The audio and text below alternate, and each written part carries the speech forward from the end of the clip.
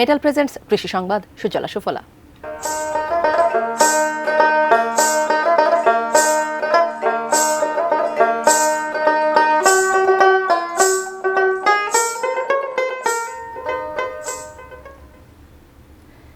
গরু মহিষের চাষ প্রায় অতীতের কথা।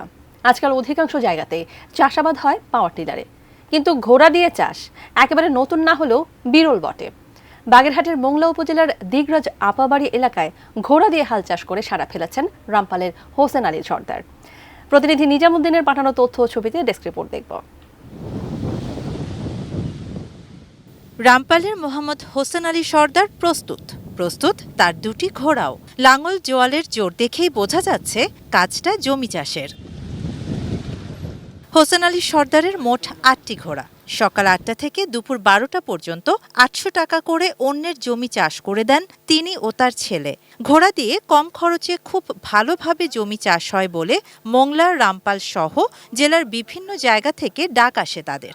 আমরা এই মোষ ছিল আগে, চাষবাস করতাম, জমি জমা করতাম। এখন তো ধান ফান হয় না, এই জন্যই মোষ গরু ঘাসের অভাব, তার জন্য এই মোষ গরু সব বিক্রি করে ফেলেছি।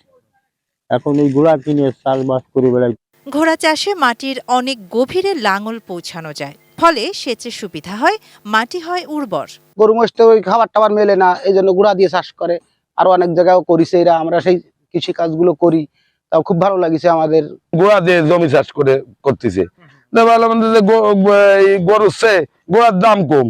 মহিষ ইচ্ছেতে জোরে চলে, গরুর থেকে ঘোড়ায় দ্রুত হাল চষাবে। প্রায় সারা দেশেই এখন কৃষিতে আধুনিক প্রযুক্তির ব্যবহার হচ্ছে। গরু, মহিষ, লাঙল জোয়ালের প্রচলন প্রায় উঠে যাওয়ার এ সময়ে ঘোড়ার প্রতি এই আস্থা বেশ চমকপ্রদ। শাহানা জাহান, ডেস্ক রিপোর্ট, এটিএন নিউজ।